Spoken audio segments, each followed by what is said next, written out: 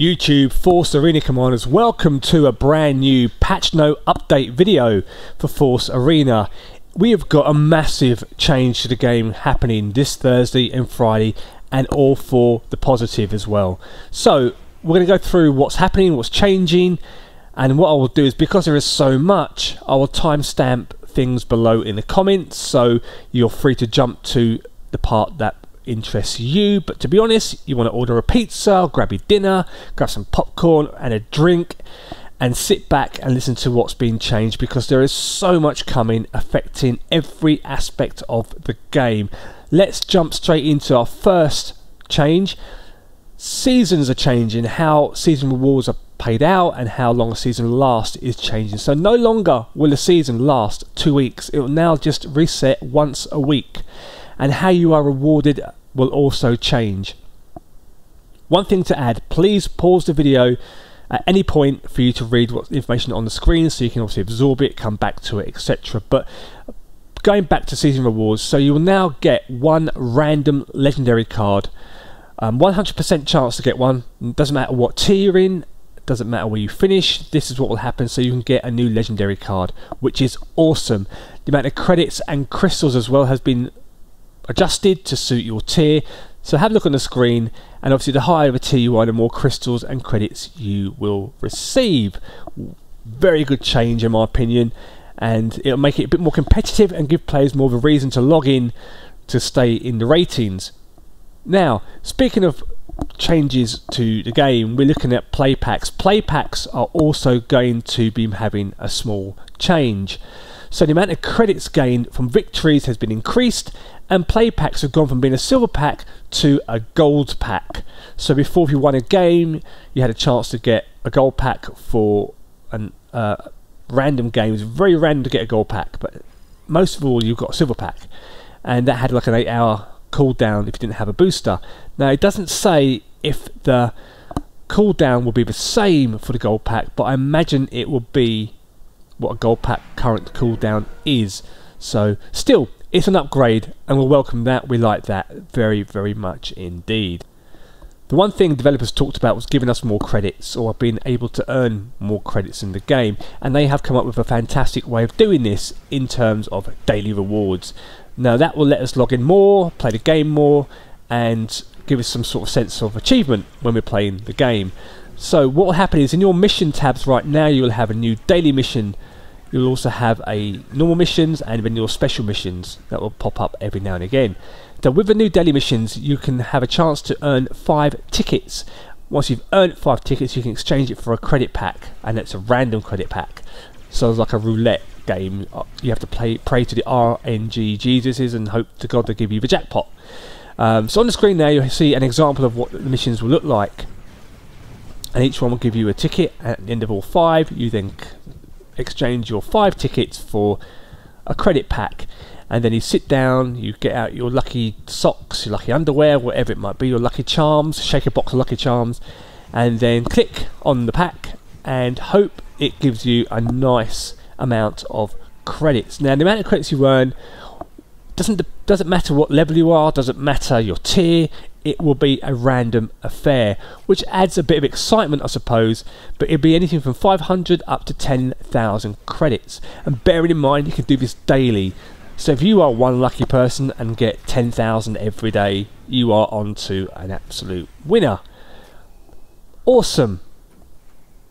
Staying on the pack theme, if you are a new player to the game, they're bringing in what's called a beginner pack. And this beginner pack will be for beginners. So for those of you who are currently playing a game, this will not affect you unless you open up a new account, and it's only available to lower tier players. So tier 1 and tier 2 players will be able to get one of these packs, and it's full of troopers and units and stuff that you need to make the game more fun, just as I do a Let's Play series as well. Typical, but it's good. One of the big things we've all demanded are better features and functions for being in the guild and guild lobbies and etc. So on the screen now, you'll see what they're bringing to the guilds section. You will find a new tab there for emotes. You'll also have members online, so you know that whoever is in your guild is online at the right time, so you can talk to them, interact with them, for example, and even play friendly matches with them now too. So what happens is now with the friendly matches, that's changed as well. So you can select cards and turrets, so you are all on a level playing field. So you can do practice games, for example, rather than you have your tier 1 and him being this tier 11 and you just bend over and take a good spanking. That is not going to happen. All friendly games are not recorded on your personal stats, and of course there's no rewards, otherwise life would just be too easy. In addition to that, they've changed the chat system. They've added now, as you can see on the screen, who's online currently, and also they've added some emoticons as well onto the screen so you can interact. So good job, good luck, good game, frustrations, etc. Which is, you know, pretty nice. We'll like that. Good changes, but we'd like to see some more functionality coming to guilds as we move further down the line. But this is a good start. Another new change in the game, they've introduced what's called a battle log, as you can see displayed on the screen now. That will give you an overview of your previous games that you've played. There's no video recording yet, so you can't share matches or watch playbacks just yet, but you can check the points you won or lost. Also check your opponent's deck as well, see what they had, and it keeps track of where you've been going wrong or where you've been going right if you're really that good a player. We all love our leaders, let's face it, we all do, and we haven't got many of them, but for those of us who have, it's great news. So if you've already upgraded your leader, there will be refunds coming to you, and there will be a display of that after this particular screen grab. So before, this is a cost, and what it did cost to upgrade your leaders, quite pricey. And I noticed this the other day, it only costs 1,000 credits to upgrade a leader, which I was surprised about. So obviously they've already brought this change in, but haven't been vocal about it. So the new upgrade, there's been a heavy reduction in the prices of how much it costs to upgrade your leader from level 1, level 2, upwards and so forth. And for those of you who have already spent credits in the game to upgrade your leader, you will be rewarded. And obviously if you're level 1 and haven't upgraded, sorry, Republic credits are no good here. There will be nothing coming to you. But for those of you who have gone on to upgrade level 2 and up to level 10, if you're level 10, my god, but if you're level 10, you're looking to a slight windfall of over 1 million credits. Buy me a drink, please. Right, now let's get into the tasty stuff. Let's talk about balance changes. Oh yes, there's a ton of stuff coming to the game. And again, please pause the video so you can have a good look in more detail at what is being changed right now. So developers have left comments giving their opinion why they made the change and how they feel it will make a difference in the battlefield. But the game's only not even 2 months old now, and they've already made some tweaks and changes as they've gone along. So it's to be expected that there's still lots of trials and error while they look at the data that they've been getting. So Boba Fett has been very effective with his flamethrower, fighting large groups of enemies, etc. But they are changing the flamethrower. Its animation has been changed, and the casting animation time has been decreased by 35%. His flamethrower damage has been increased by 25%. So expect him to burn down rebel hordes going forward. Let's look at old Baze. Good old Baze, hey? I mean, he's one of my favourite characters, to be fair, from Rogue One and also in this game. And the changes to him, his Buster Shot attack power has been increased from 330% to 390%. That's a huge buff that is. Almost said bust. A buff for a bust.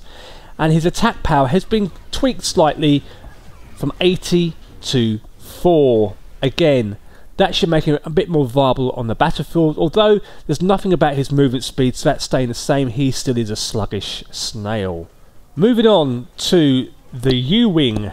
The U-Wing has had an energy cost reduction from currently 4 to 3, so Bodhi will be happy that he can call in the U-Wing all the more often than he currently does. Staying on the subject of ships, Slave 1 has had a change too. So the pulling area where it grabs onto enemy units has been increased, range from 4 to just 5. So one more additional area, but that could be critical if there's a whole load of rebels hoarding and swarming towards a turret somewhere.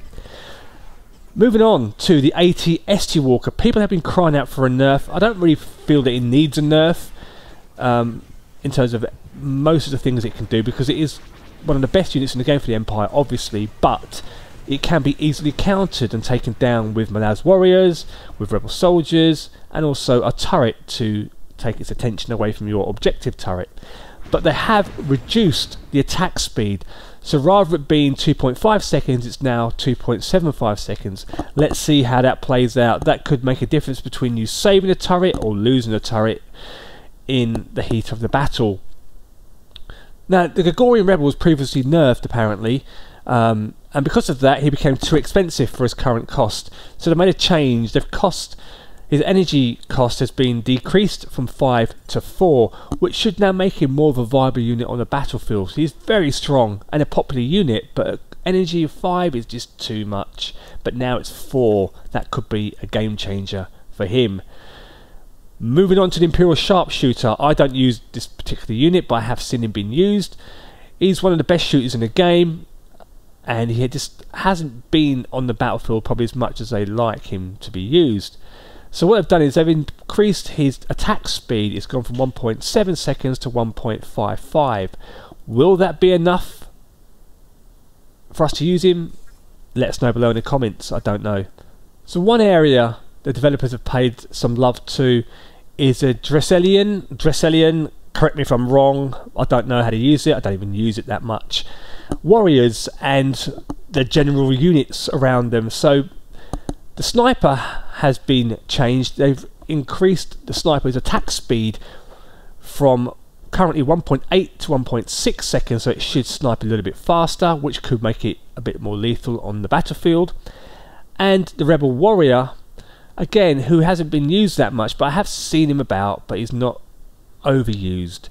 His energy requirement has been decreased by 1 point from currently 4 down to 3, and at the same time though they have decreased his attack power from 109 down to 87, which is quite a reduction. So I don't know if that's going to make him viable or not, because there are other better warriors on the battlefield, but who knows, let's wait and see.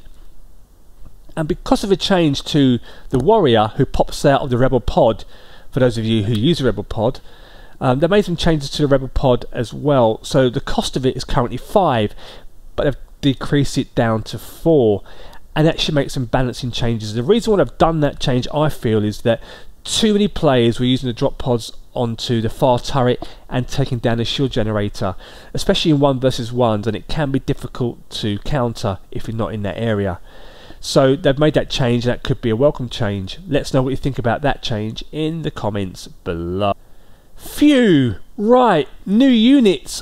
Let's talk about new units. There's 2 new units coming to the game, one for the Rebels and one for the Empire. Let's look at the first Rebel Alliance unit, which is the Aquilish Engineer. He's a rare card. He has been added.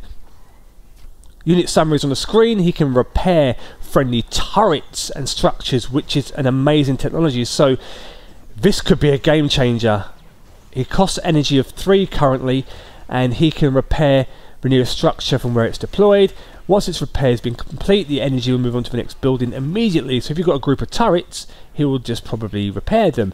How this plays out in a meta is going to be interesting to see. But he's very weak and he's not able to attack. So his health pool is relatively tiny, so there's no doubt in my mind that he can be shot dead or flattened by an airdrop, for example. Very interesting. And the Empire has not been forgotten either. The Galactic Empire gets a Treadwell droid, and it works exactly the same way as the Aquilish Warrior does, so it repairs structures, turrets, etc. And the details for that is on the screen now. And again, relatively easy to kill, so could this be a game changer now that we can repair our own turrets? Will that extend games? How many more games will go to draws or sudden death? It's going to be interesting. Give us your thoughts below in the comments. It's a game changer. Right, Force Commanders, what I'm going to do now is wrap up the video and do a separate video for the other quality of life changes, the changes that are coming to the trading system, and also to some UI changes, for example, on how the packs are opened. That'll be in a separate video. That will be uploaded shortly after this one, but this was the big one. This is where the main changes are happening to the game, so I kept all that together so you can sit back and watch. Again, thank you for your support. I'm up to 140 subscribers, and a big shout out to Gluten Slayer for going crazy or something in one of his videos. Apparently I had a lot of people pop up on the chat saying, "I'm from Gluten Slayer, hi back to you." Thanks so much, may the force be with you, and I will see you in the next video.